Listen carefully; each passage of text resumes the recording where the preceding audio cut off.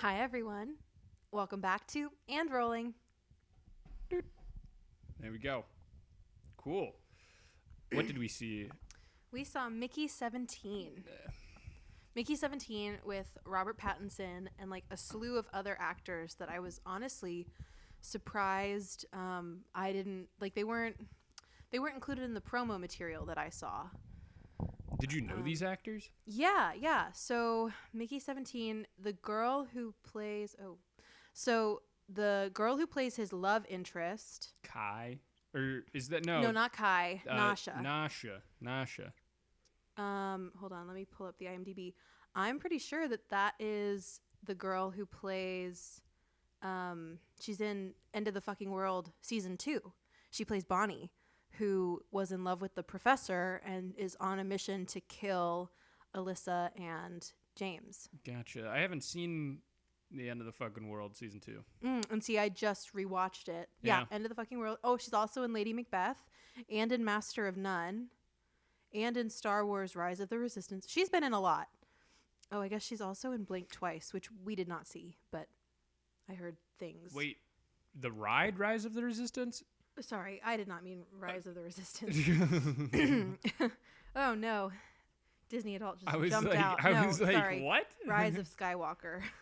Yeah. Okay, that's what I thought. I was like, oh, yeah, she's in that movie. IMDb just says Rise of, and I autofilled. That's embarrassing. It's okay. Okay, so Stephen Yeun, who plays Tommy. Yeah, he's in Walking Dead and stuff. He's in a lot and in Beef and everything. Yeah. And then the woman who recruits Robert Pattinson, Holiday Granger, she is Lucretia. Oh my God, cut that out. Lucrezia Borgia in The Borgias, which is a very wild show. If you haven't seen it, real life is wild. Yeah. Dare I say the show's like maybe even more toned down than the actual history of the Borgias. I know. Yeah. It's a star-studded cast, and I enjoyed it. Season 3 was a bit of a rough patch because, man, we're really going down a deep hole here. But if you don't know anything about the Borgias, Lucrezia Borgia historically was rumored to have an incestuous relationship with her brother, and they bravely decide to show that, and they really want you to root for the relationship between Lucrezia and her brother Cesare. Do they succeed? That's up to you. You decide. Let us know in the comments. If you're from West Virginia, let us know. Alabama, maybe. That would. I am my own grandpa. Yeah. Yeah. And then obviously Mark Ruffalo is in the cast, and so is Toni Collette. And then Angus Emery, he plays one of the agents that has Nasha's back, and he is in The Spanish Princess, which of course I saw. Mm-hmm. I also thought, is he the same guy from Fleabag? Oh, he's in Emma as well. Oh. With Anya Taylor-Joy. Yeah. And I thought that he's the creepy stepson from Fleabag, Claire's creepy stepson, but that's not popping up. So maybe that's just a different actor and they look very similar. Okay. Anyway, a big cast of people that like had relatively small parts, but I knew who they were, and that was exciting. Yeah, that is exciting. I mean, where do you want to start with this one? Because do you want to do first impressions, then talk about it, then the last impressions, which we said we were going to do last time, but hand to God, we forgot. I'm going to be honest. It was a while since we recorded one of these. I just so that everyone understands the timeline of everything, because we've mentioned this. The slow reveal of the lore. You have to listen to all the podcasts, but like I just edited Baby Girl 2 days ago because I had to learn how to do it. I haven't even listened to the episode yet. So yes. So it's a big maybe thing. At this point you're ahead of me. If you're listening. Maybe. I mean that's totally possible. We know of one person who's ahead of me. Shout out Ryan. Ryan, shout out again. Ryan's always. We're gonna have to get Ryan on here at some point. You're all gonna love Ryan. I mean, yeah. The issue is that we don't live in the same state anymore. Pish posh. We'll get there. Okay. Anyway, back to Mickey 17, which I know you're all dying to hear about. Let's do initial impressions and then a summary. So you go first. I mean, so this is my thing. I saw the trailer for this movie. I was like, I don't want to see this, but you were like, I want to see that, and I was like, you want to see that? And then I watched it, and it was slightly better than I thought it was going to be, I guess. And then, what about you, my love? So I thought this movie was incredibly well done. I did initially want to see it from the trailer, and I think the trailer looked intriguing. The idea that he was going to die over and over again and be reprinted. I found it deeply unenjoyable to watch for me. But you thought it was well done? I thought it was well done, Okay. but I did not enjoy my time watching it, and we can get into why that was. I think it's a great movie. It just wasn't one that I liked. So yes, I do want to get into that. Let me tell you how I viewed this movie. I'm not saying that I'm like, wow, this is just going down in history as one of the best movies ever. But it is one of those films where I'm like, this should have come out on Netflix. Oh. You know what I mean? Like, it's one of those where I'm like, this didn't need to be a huge theatrical production. It needed a short theater run in like the major cities for like a week. And you want it away. to be more of like an A24? I guess. I mean, I don't really know. You tell me what your complaints are about the movie, and then if you don't hit your complaints about the movie, I'll hit. Like, if your complaints and my complaints don't line up, I'll tell you what my complaints are with this film, because I do have a plethora of complaints. Well, let's start with a summary. Okay.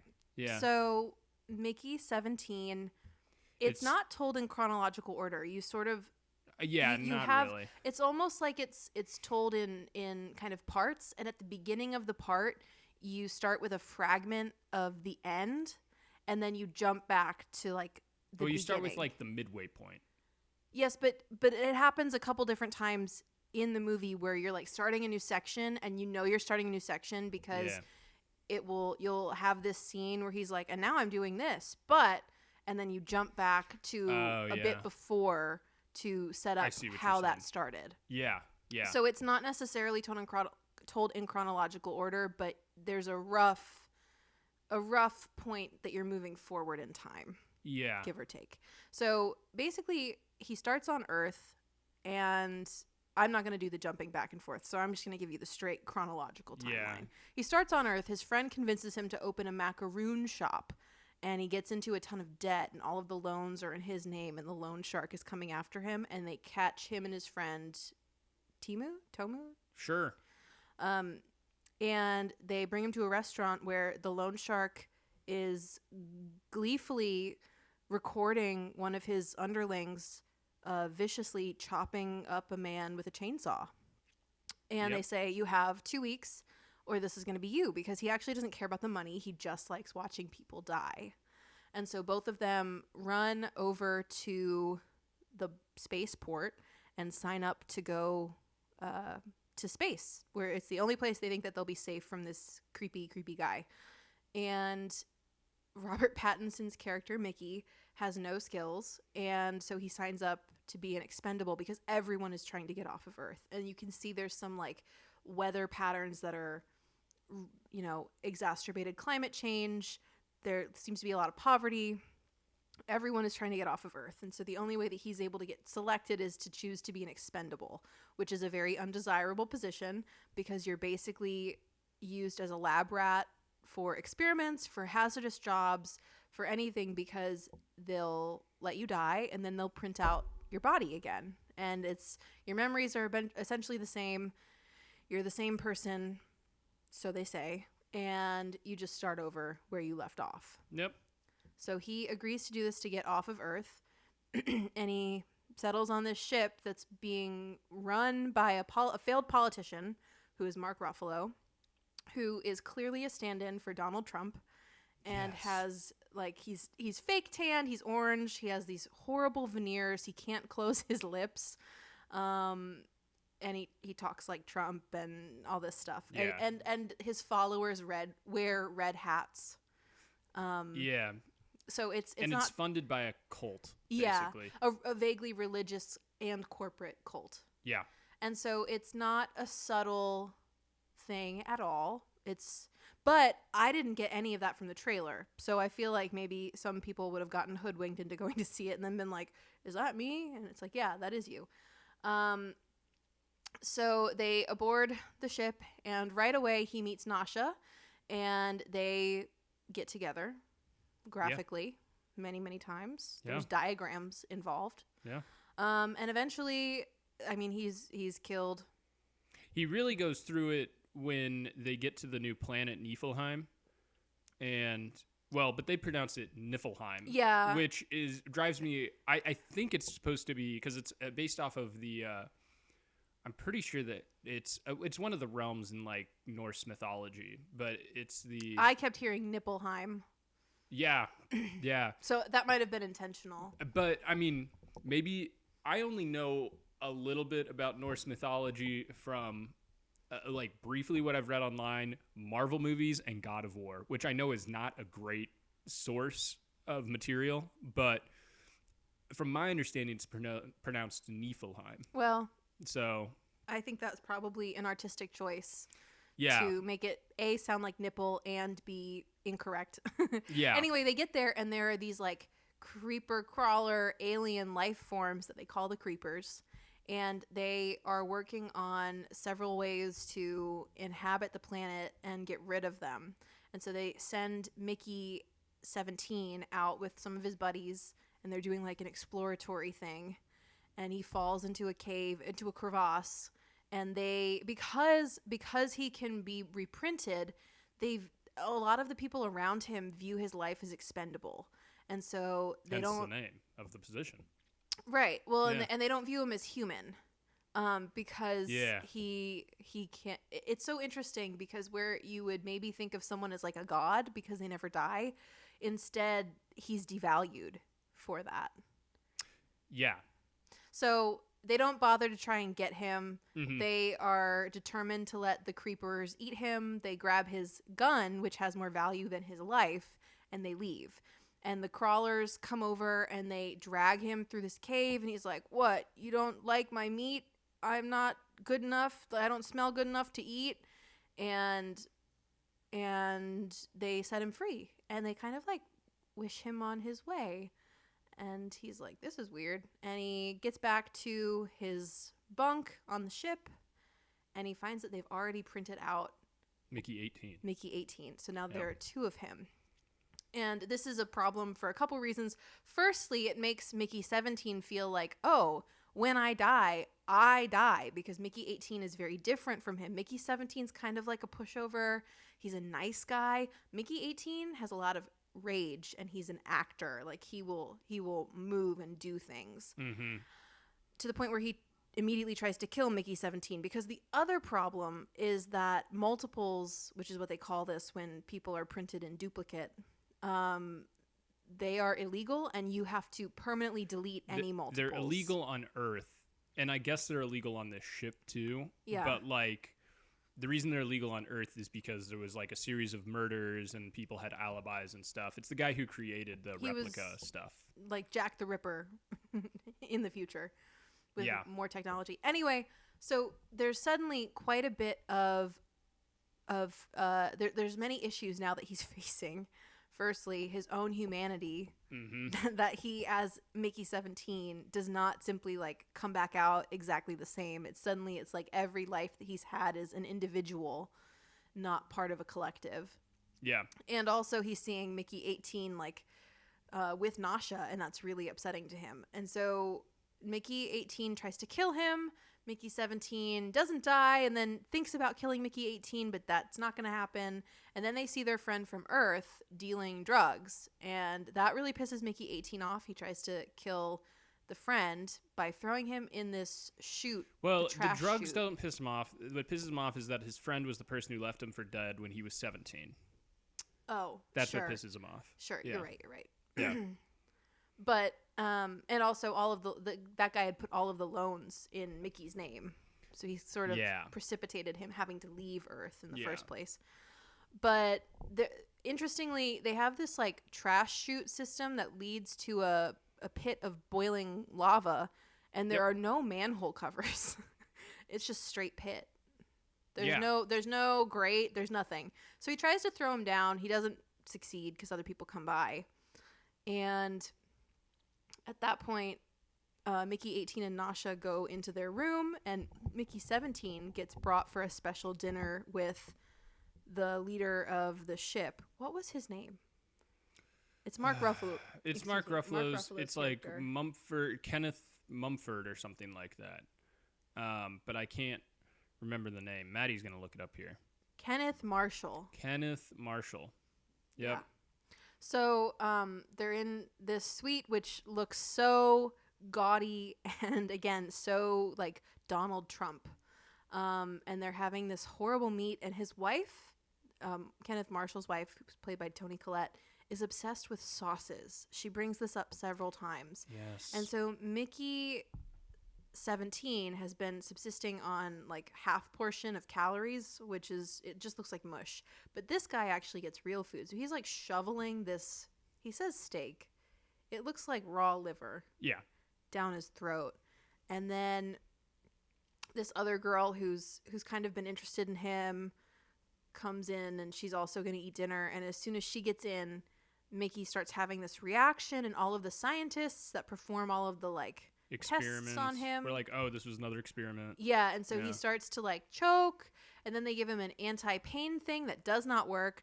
And so Marshall grabs a revolver and is going to shoot him, but his wife's like, no, you're going to ruin my carpet, and like grabs the carpet, and he's got this gun to his forehead, and the other girl is like, you can't do this, stop. And the girl who's still interested in Mickey 17 is like, you can't, forget the carpet, you can't kill him. Yeah. And so she escorts him back to her room, and he gets like this tea. She almost kisses him, whatever. He leaves. He goes back to his apartment trying to confront Nasha and Mickey 18. Nasha is actually very excited about the possibility of two Mickeys. Yeah. Not at all concerned. And she's an officer of the law on the ship, so like she's not concerned about that at all. And they're in the middle of the beginning of a threesome when the other girl walks in, and she's also an officer, and she actually like seems to care, so she goes to report them. Nasha confronts her, and then they negotiate if they could each have a Mickey. But in the middle of that, I forget what happens then. So then Mickey 18 gets really mad because he sees Kenneth talking about the Founders Memorial. He goes to try and kill him. They end up killing one of the creepers. Yeah, they brought back this big rock, and inside the rock there are two baby creepers. Yeah, and then the creepers get really mad, and then they start swarming the ship, and then they're like, oh, you're multiples. And then basically they somewhat declare war, and Kenneth Marshall's like the supreme leader. And then they decide that like the tails of the creepers that would make really good sauces. Yeah, honestly, that was so nasty. Yeah. It's just like raw tail blended up, and she's like, this sauce is so good. And she keeps trying to make people taste it. Yeah. So they decide that they're going to get rid of the Mickeys by sending them out with explosives. And Marshall has like a button on his wrist. wrist. A button that he could kill either of them or both of them at one time. Yeah. And they have to cut 100 tails off, and the first person to do that and bring it back will be the Mickey who lives. But instead, they go to the mama creeper, and they communicate with her, and she's like, you've killed one of my babies. You have to kill a human to be fair, and then bring me my other baby, and we'll let this go. Otherwise, we're going to scream so loud that we're going to explode your eyeballs and your brains. Yeah. So, long story short, Marshall decides he needs to be there to talk to the mama. Like, it's his...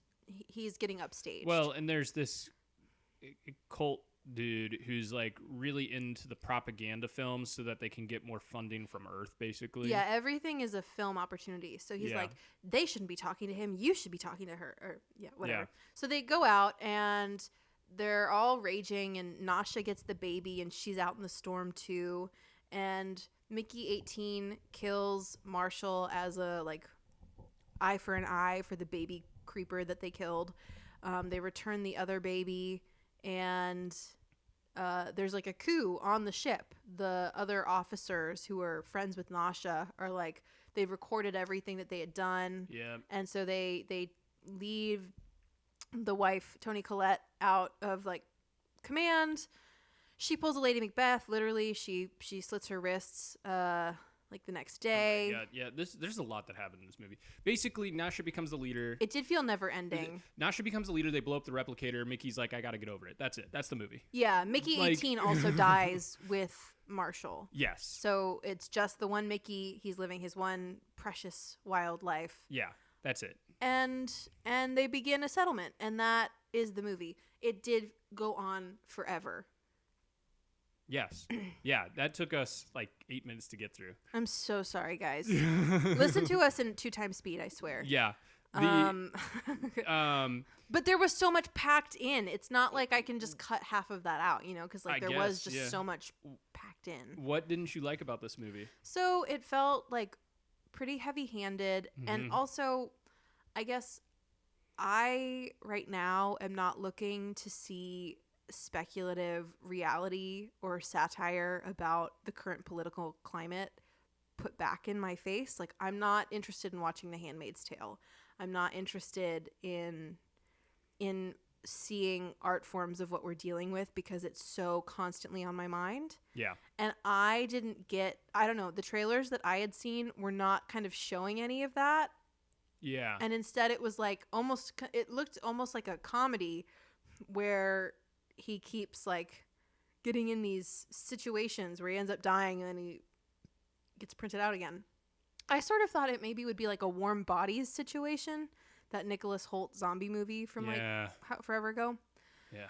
And instead there's some body horror, a lot of body horror. And then like he's so devalued as a person. And that was just not what I wanted to see. Yeah, that's fair. It was a hard watch because it was dealing with some like, bigger concepts of collective versus individual, cult mentalities, humanity, what makes a human. Yeah. On top of this political drama that is so clearly based on what's happening right now in the United States. Mm-hmm. And that was just, so that's where I'm saying it was a good movie, because I felt like the script made its point and did that well and all of that things. But it's that same sort of idea of if this were to come out like 10 to 12 years ago, we would have all criticized the villains for being so ridiculously over the top. And it's only now in this moment that we're able to be like, oh yeah, maybe they would be that evil because we're seeing it in real life. Yeah. So there was a bit of like, this feels really over the top, but because we're living in this, I was able to be like, yeah, I could buy that that's happening. Yeah. So I think that this movie has some really interesting themes. Yes, definitely. I think that there's some interesting topics that are happening here. I feel like as a movie, it's just not that good, personally. I feel like this script is messy, really messy. Okay. Like, this is something that really frustrated me. So there's the whole segment, like, there's clearly a setup where it's like, oh, Kai is like supposed to have this love triangle with Mickey and Nasha and everything. And there's like 10 minutes of that where Kai finds Nasha like with the two Mickeys, and they're like, we'll each get one. And then Mickey has a monologue where he's just like, actually, Nasha's really nice to me, and I've been obsessed with her the whole time, and I actually never had any interest in Kai. And it's like, what was the point of any of that except for like a plot device to get Nasha out of the room so that Mickey 18 could go crazy and try and kill Kenneth? You know what I mean? Yeah. Like, I see what you're saying. I'm like, that did nothing for the movie. To add on, I did feel like that particular part of the plot was the weakest, because she's there's like another character named Jennifer who dies right before Mickey gets left in the crevasse, and it's clear that like they're close friends initially, but it does seem by the end or even halfway through that they're like romantically linked. So it is a little like, Yes. and she asks Mickey, "Are you open?" So maybe they were open, but I wonder if some stuff got cut. No, this is my thing, is this movie seems long, and I feel like there's 30 minutes missing. Like, Yeah. I'm sitting there, and I'm like, what is going on? And, like, Nasha's character, I don't understand. I can agree with that. Like, she just is really into Mickey for no reason, really. Like, I mean, I get it. Like, Mickey, like, from a desire point of view, I guess, sure. But, like, outside of that, I'm just like, what the fuck does she see in this guy? Because she's just, like, into him. And, like, Mickey doesn't really do anything except kind of help her get ready for the day or anything like that. Like, I didn't feel like there was any sort of emotional connection between them at all. One thing that I don't feel like they examined closely that I was really interested in is the Mickeys, like, the Mickeys that we see, Mickey 17 and 18, they're two drastically different people. Yeah. And she doesn't seem to mind that at all. Well, and they briefly mentioned, like, oh, Mickey 5 was a whiny little bitch. I was about to say that. Yeah. And so it is, but then she's the only person who then, when Kai is like, we can both have one, she's like, Mickey's not, that's still Mickey. Both of those Mickeys are Mickey, and Mickey is with me. You're not, like, they're not two separate entities. So I am really interested in how she's able to, like, conceive of that, and we don't really get much. We just see that she has a lot of empathy for him, which is unlike anyone else. Like, I don't think everyone's always asking him what it feels like to die, and I don't think we ever see Nasha do that. Right, and he really hates it when people ask him that, it seems. Yeah. Like, that really annoys him. Like, that's the one consistent thing throughout all of the Mickeys, is it's like he's just annoyed by that. And it's like, okay. And, like, well, I don't know. Like, I think weird. Overall, like, what I really didn't like about it and what I kind of couldn't look past and couldn't get into was that it was so grim. And that's just not what I'm looking for right now. I mean, that's fair. I think that I think you were able to see this more clearly because you were not swept up in the emotion. Like, I was having a really emotional time watching this because it was just so grim, and it really was like eating at me. And I don't feel like I was watching it with the most critical eye because I was so consumed with how I was feeling. Well, and I think that this is a difference between how you and I sometimes watch movies. Is I was watching this very much from a sci-fi intellectual point of view. Like, that's how I generally enjoy sci-fi stuff, is like I view it as like a really interesting philosophical take on potential issues and stuff like that. And, like, I think that this movie touches on some interesting issues about the soul and the world and, like, the perception of humanity itself, you know, in really interesting ways. But as a movie, I'm just like, this isn't interesting. It made me, I'll tell you what this movie did. It made me interested in reading the book because I feel like I feel like the book will have way better execution than the movie. Yeah. Personally. I was thinking the same thing as you were talking. Because I'm just like, I feel like there's so much missing. I feel like there's a lot of backstory. And, like, I like Mickey as a character. Like, I feel like Mickey as a character is a really interesting perspective on everything. Like from a character who you're viewing everything through his eyes, it's interesting. Because, like, it's not nearly as interesting to view this through, like, Kenneth Marshall's eyes or anything like that. Like, Mickey's just a dude, and he's, like, kind of just living in the shit, you know? And, like, he's directly affected by it, but he's kind of like, I don't know. And he, like, kind of makes the best of the situation. He's like, yeah, I did my part and, like, helped the colony find the vaccine, you know, and stuff like that. And he was like, and that was cool. And, like, he's just kind of, like, living there and, like, making the best of his shitty serfdom life, you know? Like, yeah. I think other parts of this movie that I think were really well done, like, which is the reason why I say I think it was a good movie. I thought the visuals were really good, the set design and the costuming. It was really grounded in reality in a way that I was like, yeah, this doesn't feel like over the top. I found it weird sometimes with some of the set design stuff where sometimes it seemed really sci-fi and then other times it seemed really not. Some of the sets looked like they were the same sets as J.J. Abrams' Star Trek. Like, I swear that red like auditorium is where they do the Kobayashi Maru, and then they have the Star Trek Academy, and that's where the Starfleet Academy is. Wow, it's been a hot minute since I've seen J.J. Abrams' Star Trek. I know, me too. Yeah, but that looks so familiar to me. And then there were a couple others, like the starport on Earth, that looked like the that looked like the London, what is it? The London government building. You know what I'm talking about? No. It looked like the Gherkin. Okay, I wasn't sure if that's what you meant. Yeah. I thought it looked like. I don't know if that's their building. There was it to me. I could be wrong, but it looked like another part of that academy in Star Trek. In Star Trek, in J.J. Abrams' Star Trek specifically. Yeah. I know what you mean.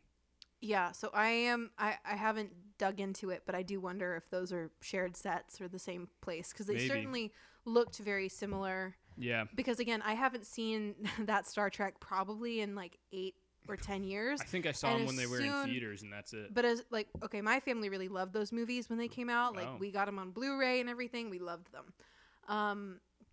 But as soon as I saw that section, I was like, oh, that looks like this. So it really triggered something in my brain. I don't know. Yeah, I don't know. From a themes point of view, I really like this movie, but like from an everything else, I'm just like, this feels like kind of shitty. I mean, Robert Pattinson was good. I thought that his acting was good. I thought that actually all of the acting was pretty good. I thought that Mark Ruffalo was atrocious in this movie. Oh, really? Oh, my God. It's funny you say that, because I was going to be like, I thought it was all pretty good, and then you were about to speak, but I was going to say, with the exception of, like, maybe Mark Ruffalo was a little over the top. No, Mark Ruffalo, like, as soon as Mark Ruffalo did his thing, I was like, guys. It was like watching him on SNL. Yes. I was like, I get it. This is supposed to be a parody of Trump. Like, but he wasn't playing, this is my thing, he wasn't playing Kenneth Marshall. He was playing Donald Trump. Like, it was clearly Donald Trump. Like, that's what he was going for. I think that's why I didn't mind Toni Collette's performance. Like, I liked hers because I don't know much about Melania. And so, for me... Yeah, she was fine. She was just playing some woman who's attached to a shitty, powerful man. Right. No. Yeah. Oh, side note. Oh, my God. At the end, Mickey has a nightmare where, like... Oh, yeah. Where Kenneth Marshall and the woman get printed... And Mark Ruffalo is, like, really hairy. Yes. I was like, what is going on, dude? Like, oh, my God. Like, that man has some chest hair. He's a little bear. You know what I mean? You heard it here first. When I said that I liked the performances, I was thinking of Nasha, Kai, and the... Demu, the friend. I thought their performances were really strong. Robert Pattinson portrayed several different Mickeys, and they did feel distinct, which, I think that's really cool too. Mm-hmm. I think that, another thing, there's a lot of religious undertones, not like... Overtones, yeah. Like, it's not like religious in the sense of, like, there's, like, in a good sense. It's like very much like this cult is tricking people and funding things, and it reminded me of the Quiverful guy from Indiana, the doctor. I can't remember his name, but if anyone looks up Quiverful Indiana doctor, you'll find him. He's a real nut. The fertility doctor. Yeah, there was this fertility doctor in Indianapolis area who would inseminate women with his own sperm because he believed in reasons. He believed in creating a quiver full of children where, like, he basically would literally spread his seed. Like, they used almost the exact same verbiage in the movie. Yeah, it's not just that guy. Like, that's part of the same kind of religious movement that the Duggars are a part of. Yeah. It's the IBL? I don't know. They're not like the same religious organization, but they're like adjacent organizations, I'm pretty sure. But like there's part of that. And like they mentioned, oh, we're going to make like a pure white like planet and all of this stuff. And it's like, okay, I get it. Like, yeah, there's a lot of purity language. It's also, I recently watched this hour-long video about how like the geography of the Hunger Games and how there's only one place where the capital could be. Everyone always assumes it's Denver, but this girl makes this argument that it's actually Salt Lake City because the way that the capital operates, it's evolved like Mormon culture. And and a lot of the way that Suzanne Collins has written this is her argument, is that it's Mormon culture removed from the religious aspect, but a lot of the values are the same, but they're heightened in this really grotesque way. And I think having watched that video, I appreciated the way that this kind of did the same thing of taking the kind of like Christian nationalism and expanding it out, or like evolving it in a way that does feel really real to the moment, but you can also see like, oh, I could imagine how that would happen, but it's not like Handmaid's Tale, like blessed be or whatever, but it's more removed. Well, so there's interesting I mean, I think that in the books it's more of a thing, but in The Expanse, which is probably the best sci-fi film, like television show. I mean, Dune, yes, but in terms of TV, like The Expanse is probably the best sci-fi show in like a decade, in my opinion. The Mormons build like the whole point is that the Mormon. Not the whole point. There's a plot point where the Mormons build a ship to escape Earth so they can live out like their fantasy, basically, and like escape again. You know, like it's a classic Mormon tale of like escaping persecution, and they basically instead use that ship to like blow up an asteroid. But the point is that there's this really interesting plot. Like Mormons are like used in this religious way in sci-fi that's like really weird to me. Like, I mean, but like the Mormons also dabble in that stuff where like everyone gets their own planet and bullshit. Yeah. And it's like, what the fuck? Like, you know, so stuff like that, you know. Anyway, I feel like I appreciated that part of the movie, the way that it felt like spun out religious fanaticism that we could see today. And like moving it forward a couple hundred years, or you know, whatever. No, I think it did a good job with that. And I will say another thing too. I feel like lately some movies that we've seen have, and maybe not like immediately like in theaters, but just movies that we've seen in the last couple of years have backed away from really making points about humanism. Yes, this is a very humanistic movie. This movie really took that on. Mm-hmm. And took it on pretty well. Which I appreciate. Exactly. Yeah. So I feel like that's where I'm coming from, where I'm like, oh, I didn't enjoy this movie. Yes. But I didn't think it was because it was bad. Yes. I think that we're more on the same page than we think in that sense. Like, I think we're coming at it from different perspectives, but I think that we're kind of on the same page. As always with you and me. It's true. That's just the way it is. Our children will have a very nuanced view of the world. I feel like there's a really interesting takes on like Mickey's. It's so interesting because they talk about like the soul and how unique the soul is, but like I feel like there's this perspective of like Mickey's soul is gone, or like Mickey doesn't participate in society in the same way, so therefore he's soulless, which is very much like a colonist point of view sort of like take on it. I feel like, you know, like because you're like the Canadian schools, for example, you know, where it's like the native folks aren't engaging in Canadian culture, therefore they're not really human, because they're not engaging in the same way. You know what I mean? Right. Well, and even the issue of colonization gets brought up at the end of the movie when Nasha like goes off on Marshall and is like, they're indigenous to this place, the Creepers. Yeah.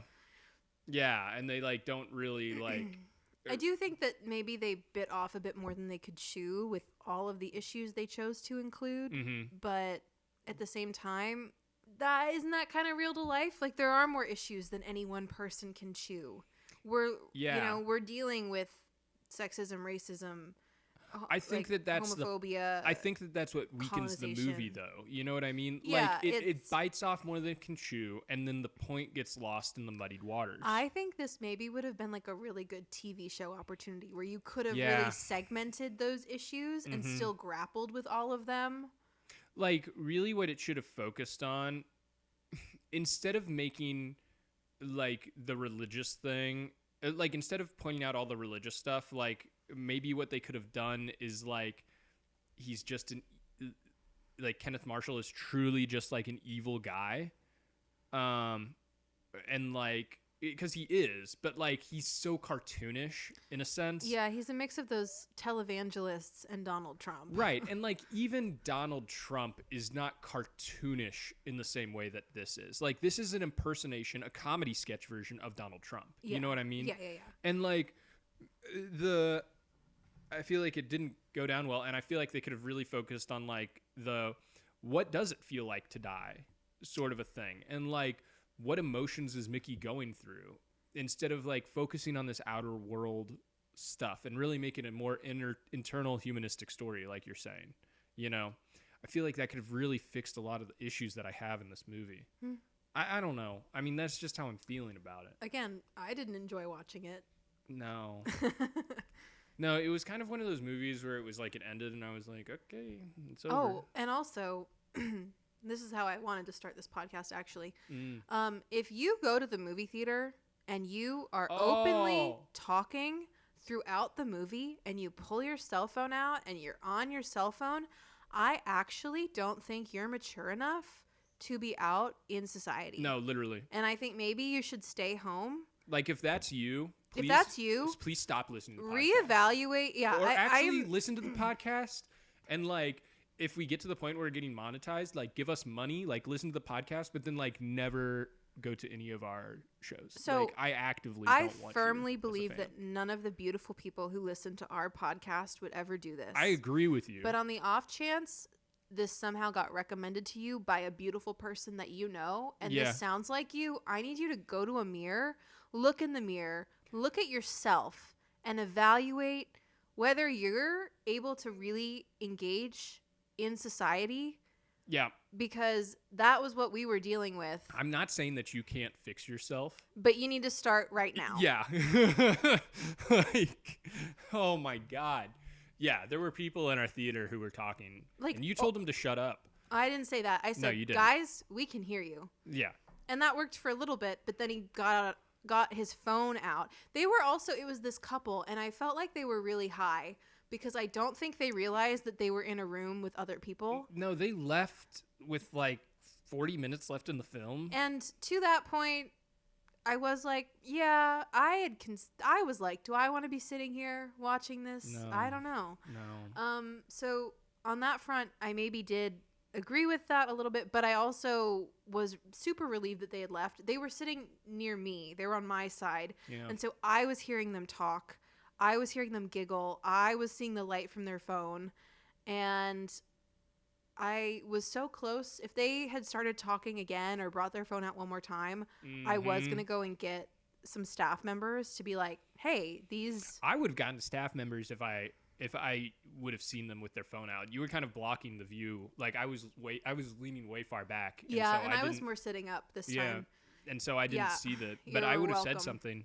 So it's like when we saw Migration and there were those kids that walked in, and I was like, guys, you need to leave or I will get security. And then I was like, you need to be quiet or I'm going to get security. And then they just left. They did not realize that we were there. They thought they knew that we were there. Did they? They looked at me. Okay. I made like eye contact with them, and my glasses reflect their fair. The screen. So anyway, we were in a big theater. It was pretty packed. Yeah. It was a Friday night, and those two people, you can get fucked. Yeah, literally, dude. Like, the movie theater is not your living room. Yeah. And no one wants to hear you talk. Tell us about a time you had a shitty experience at the theater. Yeah. That's That's our prompt. That's our little prompt for you. And I need you to write your little comments. Okay. Also, affirmation for yourself. I will tell people off when they behave poorly in the movie theater. It's true. One time I was seeing what was that movie called? You Didn't Go With Me, but I was seeing the movie. Oh, it was that movie. It wasn't. Was it Past Lives? Is that what it's called? Maybe it was Jessica Chastain in it? No.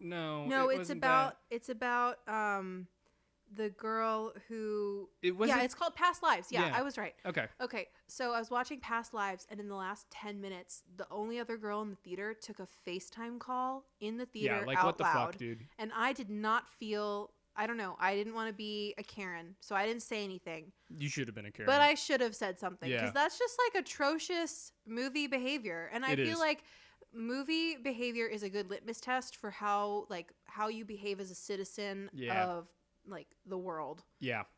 Truly. Yeah. This has been a PSA and rant by me. It's very true. You want to rate this movie? Yeah.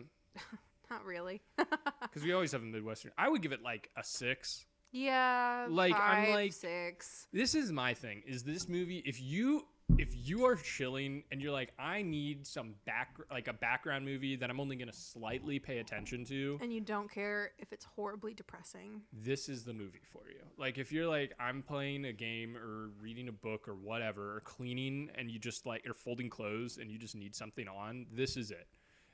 Outside of that, like there's better sci-fi that touches on this stuff. I feel like if you just watch any Star Trek episode, it's going to touch on the same themes as this, but better, personally. Yeah, there you go. That's my hot take. Like put on any episode of The Next Generation and you'll be like, yeah. Another question, do we think that Robert Pattinson's going to try for an Oscar with this from movie? This? That would be the only Oscar that would. Yeah, I don't think it would go up for any other Oscars. Because this guy, didn't the director, he's South Korean, right? And isn't he the same guy who did... he did Snowpiercer? Yeah, and Parasite? He did Parasite? Is that the same guy? him? I don't know. Yeah, same guy. Same guy. See, I haven't seen either of those, and I feel like they're better movies than this.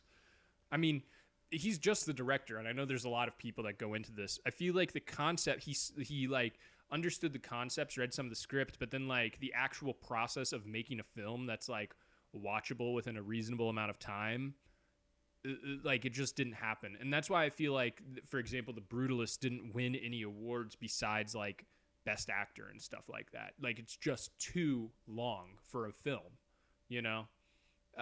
That's the issue. I feel like once you hit above the 3-hour mark, unless it's like a special release extended edition, you're hitting a little bit too much time. I say that as a Lord of the Rings fan. You know what I mean? Yeah, you have like, you can kind of tolerate those sorts of movies. Right. I can do like Titanic, but that's because I saw it as a kid. Right. And I'm like, I feel like this is one of those films where it's like it needed to be like 3.5 hours, but it was already too long, and it was already, the pacing was off. Again, already. A like limited series. Right. Yeah. There was already too much going on in this film, and then he was limited. Limited. There was too many restrictions on him, I feel like. You know what I mean? Yeah. Yeah. So that's my take on Mickey 17, I guess. So there you go. Overall, we are not fans. No, it was fine, you know. Share this with people.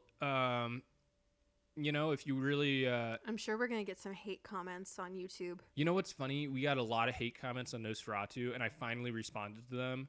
And did you? I didn't know you responded. Yeah, what did I say? Here, I'll pull them up. Shout out to the haters. We love you. Yeah, I thought it was really funny. Keep it coming. But the dang it.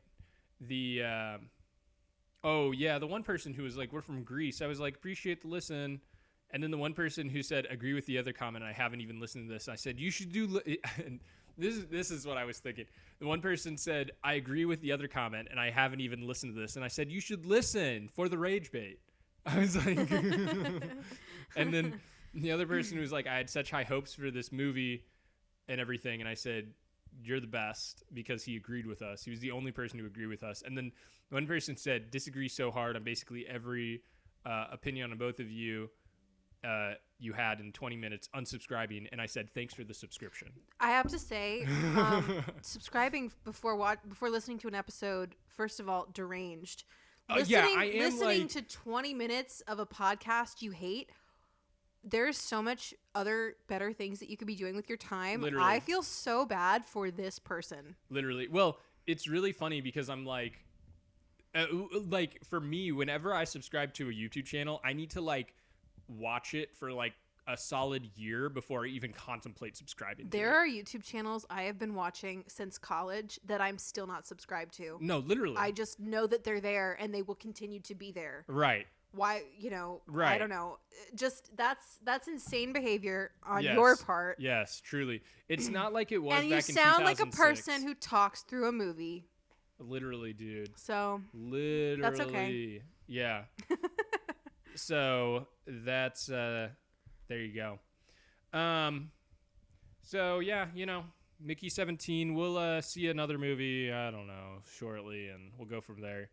I'll get that Anora review out, but you know that already because it's already out for you. So me? Yeah, people listening. Oh. I'm talking. Oh yeah. I'm breaking the fourth wall. Oh, gotcha. Yeah. You're just staring so intently at me as you're saying it. I'm like, Well, yeah, I was. You're I a was human there. in the room, so I just figured it'd be better than talking to a wall. The only other human in the room. It's true. In fact. Yes. So If you hear snoring, that's the dogs. I don't think I looked and it wasn't picking it up on the mic. That's good because so. they're loud. I know. Yeah, it's They're bad. napping Especially hard. Coco. Oh my god. So, anyways. Well, we love you. Until next time. Yeah, we'll see another movie. Maybe. I don't know which one. There's not a lot of good ones out. You sound so depressed. You're like Mickey 17 right there. Because the movies are just not very good right now, honestly. But makes good content. I was gonna say rage bait. Yeah, no, I hate watch, So, anyways, let us know. Share it with your friends. Enjoy. Or your enemies. Just send them this. And we're working on some of the audio quality. I started editing stuff, and I was like, oh, my God. So we're getting there.